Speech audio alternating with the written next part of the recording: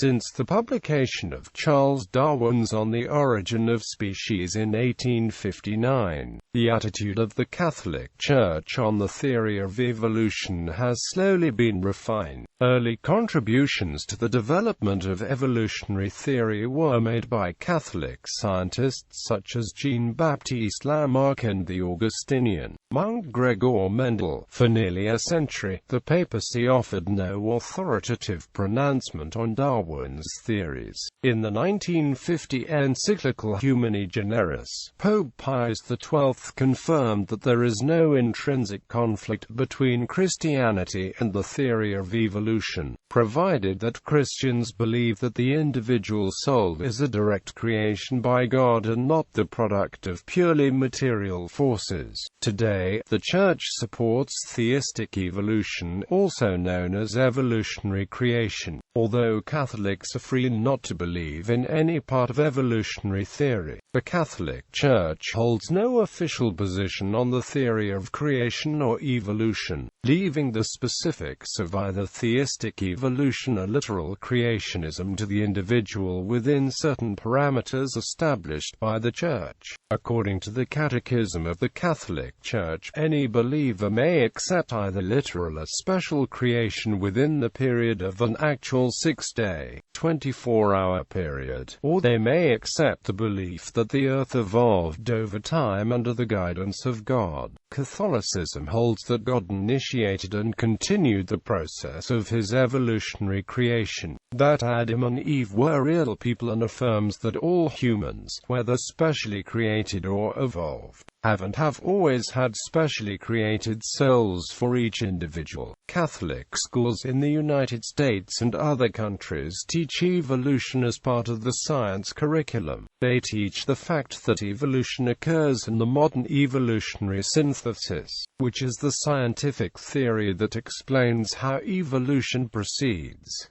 This is the same evolution curriculum that secular schools teach. Bishop Francis X de Lorenzo of Richmond, chair of the Committee on Science and Human Values, wrote in a letter sent to all U.S. bishops in December 2004, Catholic schools should continue teaching evolution as a scientific theory backed by convincing evidence. At the same time, Catholic parents whose children are in public schools should ensure that their children are also receiving appropriate catechesis at home and in the parish on God as Creator. Students should be able to leave the biology classes and the courses in religious instruction with an integrated understanding of the means God chose to make us who we are.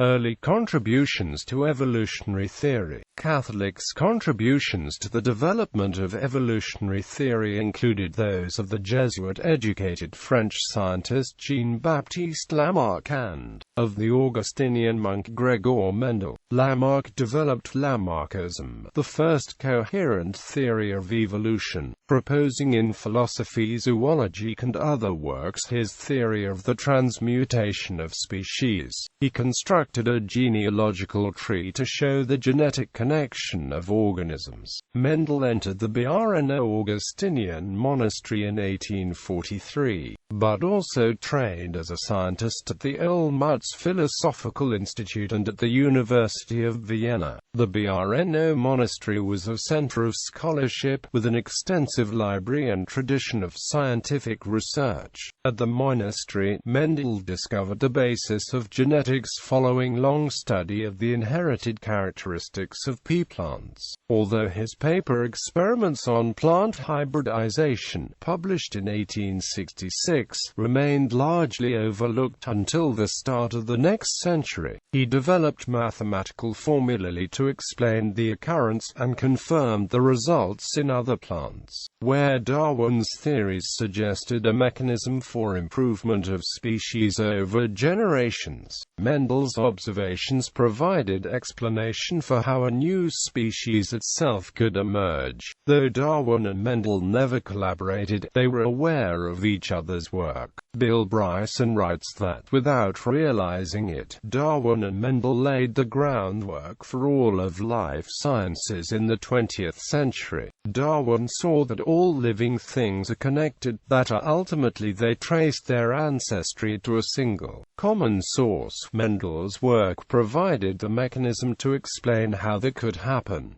Biologist J.B.S. Haldane and others brought together the principles of Mendelian inheritance with Darwinian principles of evolution to form the field of genetics, known as the modern evolutionary synthesis. Changing awareness of the age of the Earth and fossil records helped in the development of evolutionary theory. The work of the Danish scientist Nicholas Steno, who converted to Catholicism and became a bishop, helped establish the science of geology, leading to modern scientific measurements of the age of the Earth.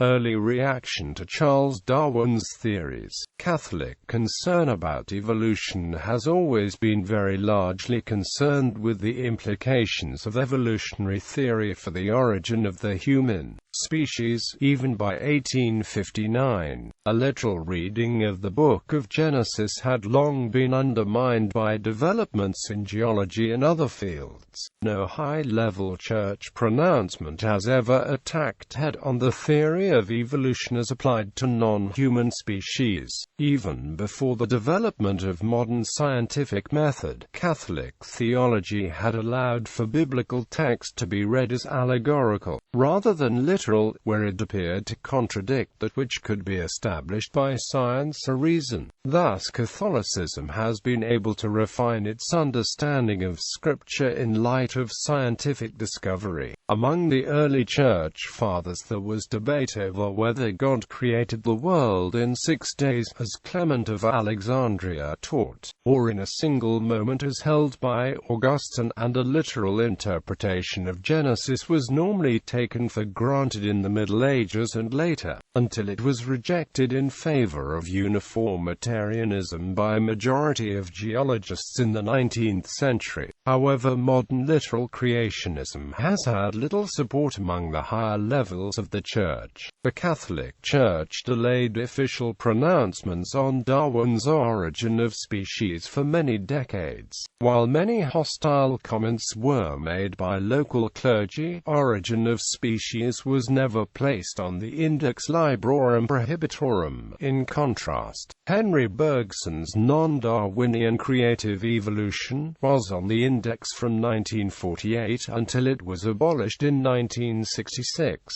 However, a number of Catholic writers who published works specifying how evolutionary theory and Catholic theology might be reconciled ran into trouble of some sort with the Vatican authorities. According to the historian of science and theologian Barry Brundle, theologians and historians of science have always been struck by the seemingly enigmatic response of Rome when it did come. The authorities were obviously unhappy with the propagation of Christianized evolution, but it seems they were not willing or able to say so straight out and in public. H. L. Mencken observed that lies in the simple fact that they do not have to decide either for evolution or against it. Authority has not spoken on the subject, hence it puts no burden upon conscience, and may be discussed realistically and without prejudice. A certain wariness, of course, is necessary. I say that authority has not spoken. It may, however, speak tomorrow, and so the prudent man remembers his step. But in the meanwhile there is nothing to prevent him examining all available facts, and even offering arguments in support of them or against them, so long as those arguments are not presented as dogma. 19th century reception among Catholics.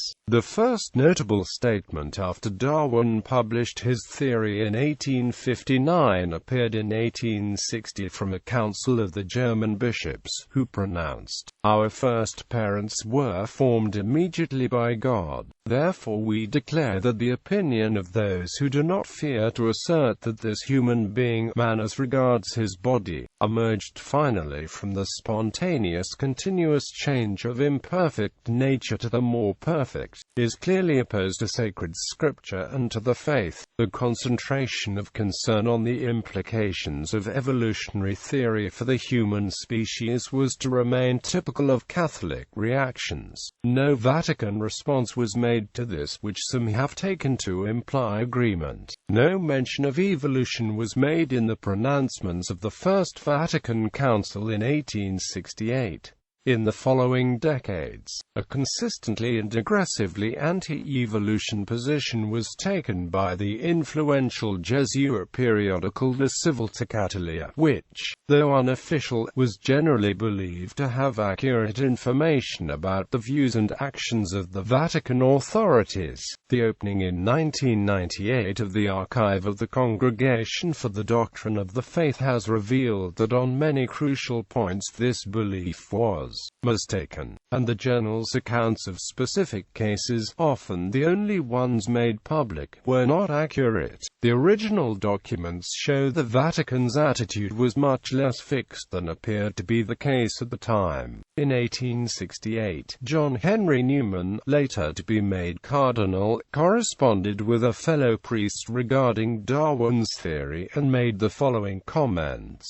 As to the divine design, is it not an instance of incomprehensibly and infinitely marvelous wisdom and design to have given certain laws to matter millions of ages ago, which have surely and precisely worked out, in the long course of those ages, those effects which he from the first proposed? Mr. Darwin's theory need not then to be atheistical. Be it true or not, it may simply be suggesting a larger idea of divine prescience and skill. Perhaps your friend has got a surer clue to guide him than I have, who have never studied the question, and I do not, that the accidental evolution of organic beings is inconsistent with divine design. It is accidental to us, not to God. In 1894 a letter was received by the Holy Office, asking for confirmation of the Church's position on a theological book of generally Darwinist cast by a French Dominican theologian. L'évolution restreinte aux espèces organiques par le Père l'Erreur dominicain. The records of the Holy Office document lengthy debates, with a number of experts consulted, whose views varied considerably. In 1895 the congregation decided against the book, and Fr. Leroy was summoned to Rome, where it was explained that his views were unacceptable, and he agreed to withdraw the book.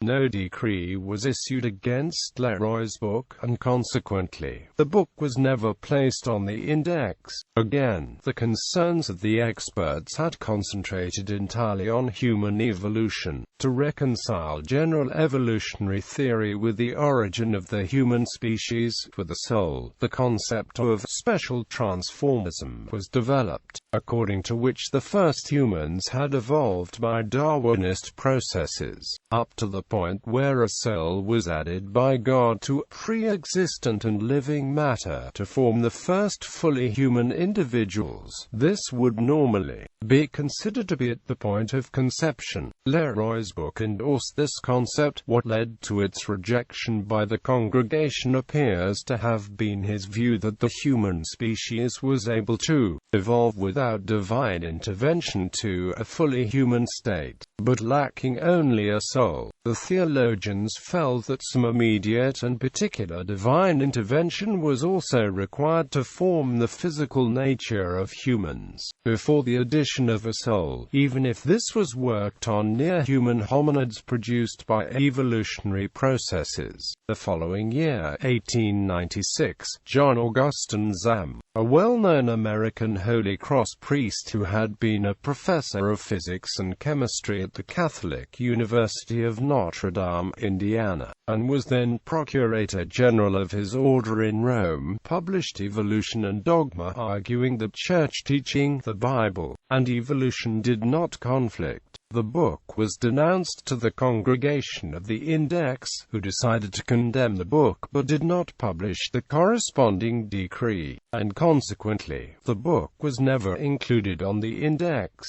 Zam, who had returned to the United States as provincial superior of his order, wrote to his French and Italian editors in 1899, asking them to withdraw the book from the market. However, he never recanted his views. In the meantime, his book had had a great impact on Geremia Bonomelli, the Bishop of Cremona in Italy, who added an appendix to a book of his own, summarizing and recommending Zam's views.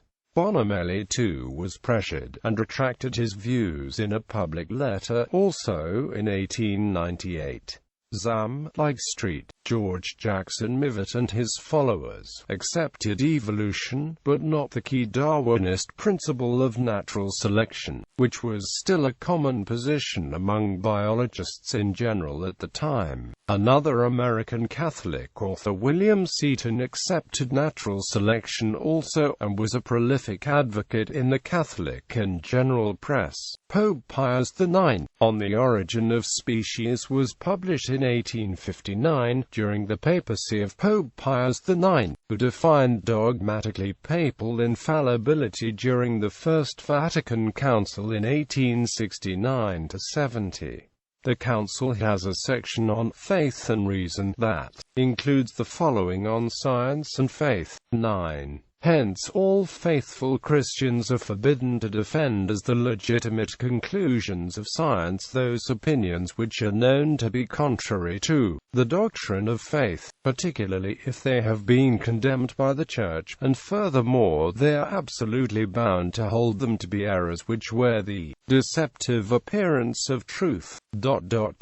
10. Not only can faith and reason never be at odds with one another, but they mutually support each other. For on the one hand, right reason established the foundations of the faith and, illuminated by its light, develops the science of divine things. On the other hand, faith delivers reason from errors and protects it and furnishes it with knowledge of many kinds. On God the Creator, the Vatican Council was very clear. The definitions preceding the anathema signify an infallible doctrine of the Catholic faith. On God the Creator of all things, if anyone denies the one true God, Creator and Lord of things visible and invisible, let him be anathema. If anyone is so bold as to assert that there exists nothing besides matter, let him be anathema. If anyone says that the substance or essence of God and that of all things are one and the same, let him be anathema. If anyone says that finite things,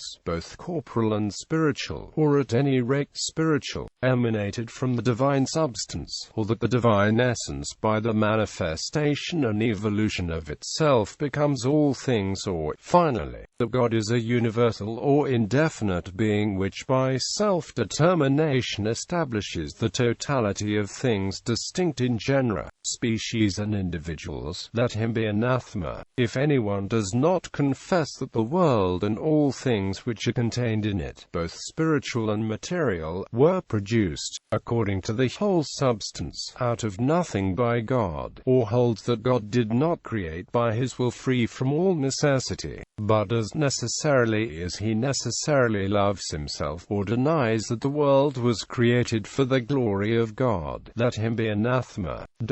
According to Catholic theologian Drive, Ludwig Ott, in his 1952 treatise Fundamentals of Catholic Dogma, it is to be understood that these condemnations are of the errors of modern materialism, pantheism, and ancient pagan and Gnostic Manichaean dualism. The First Vatican Council also upholds the ability of reason to know God from his creation. 1. The same Holy Mother Church holds and teaches that God, the source and end of all things, can be known with certainty from the consideration of created things, by the natural power of human reason. Ever since the creation of the world, his invisible nature has been clearly perceived in the things that have been made. Popes Leo XIII and Pius X. Pope Leo XIII, who succeeded in 1878, was known to advocate a more open approach to science, but also to be frustrated by opposition to this within the Vatican and leading church circles, lamenting on a number of occasions, and not in a particularly private way, the repressive attitudes to scholars exhibited by people around him, and among those he clearly included members of the Civil to Catholic College of Writers. On one occasion there was quite a scene when the Pope energetically refused to have the writings of Mons. D'Alst of Paris put on the Index of Forbidden Books. Providentissimus Deus, on the study of Holy Scripture, was an encyclical issued by Leo XIII on the 18th of November 1893 on the interpretation of Scripture. It was intended to address the issues arising from both the high criticism and new scientific theories, and the relation with Scripture. Nothing specific concerning evolution was said, and initially both those in favor and against evolution found things to encourage them in the text. However, a more conservative interpretation came to be dominant, and the influence of the conservative Jesuit Cardinal Camillo Mazzella detected. Leo stressed the unstable and changing nature of scientific theory, and criticized the thirst for novelty and the unrestrained freedom of thought of the age, but accepted that the apparent literal sense of the Bible might not always be correct. In biblical interpretation, Catholic scholars should not depart from the literal and obvious sense, except only where reason makes it untenable and necessity requires. Leo stressed that both theologians and scientists should confine themselves to their own disciplines as much as possible. An earlier encyclical of Leo's on marriage, Arcanum Divinae Sapientiae, had described in passing the Genesis account of the creation of Eve from Adam's side as what is to all known, and cannot be doubted by any. The Pontifical Biblical Commission issued a decree ratified by Pope Pius X on June 30, 1909 that stated that the literal, historical meaning of the first chapters of Genesis could not be doubted in regard to the creation of all things by God at the beginning of time, the special creation of man, the formation of the first woman from the first man, the unity of the human race. As in 1860, special creation was only referred to in respect of the human species. Pope Pius XII. Pope Pius XII's encyclical of 1950, Humani generis, was the first encyclical to specifically refer to evolution, and took up a neutral position, again concentrating on human evolution. The Church does not forbid that research and discussions on the part of men experienced in both fields take place with regard to the doctrine of evolution, in as far as it inquires into the origin of the human body as coming from pre-existent and living matter. Pope Pius XII's teaching can be summarized as follows. The question of the origin of man's body from pre-existing and living matter is a legitimate matter of inquiry for natural science. Catholics are free to form their own opinions, but they should do so cautiously. They should not confuse fact with conjecture, and they should respect the Church's right to define matters touching on revelation. Catholics must believe, however, that humans have souls created immediately by God. Since the soul is a spiritual substance, it is not brought into being through transformation of matter, but directly by God, whence the special uniqueness of each person. All men have descended from an individual Adam, who has transmitted original sin to all mankind. Catholics may not, therefore, believe in polyganism, the scientific hypothesis that mankind descended from a group of original humans. Some theologians believe Pius XII explicitly excludes belief in polyganism as licit. Another interpretation might be this: as we have nowadays in fact models of thinking of how to reconcile polygonism with the original sin, it need not be condemned. The relevant sentence is this: now it is in no way apparent how such an opinion can be reconciled with that which the sources of revealed truth and the documents of the teaching, authority of the Church propose with regard to original sin, which proceeds from a sin actually committed by an individual Adam and which through generation is passed on to all and is in everyone as his own. Pope John Paul II, in an October 22, 1996, address to the Pontifical Academy of Sciences, Pope John Paul II updated the Church's position to accept evolution of the human body. In his encyclical Humani generis, my predecessor Pius XII has already affirmed that there is no conflict between evolution and the doctrine of the faith regarding man and his vocation, provided that we do not lose sight of certain fixed points. Today, more than a half-century after the appearance of that encyclical, some new findings lead us toward the recognition of evolution as more than a hypothesis. In fact, it is remarkable that this theory has had progressively greater influence on the spirit of researchers, following a series of discoveries in different scholarly disciplines. The convergence in the results of these independent studies, which was neither planned nor sought, constitutes in itself a significant argument in favor of the theory. In the same address, Pope John Paul II rejected any theory of evolution that provides a materialistic explanation for the human soul. Theories of evolution which, because of the philosophies which inspire them, regard the spirit either as emerging from the forces of living matter, or as a simple epiphenomenon of that matter, are incompatible with the truth about man.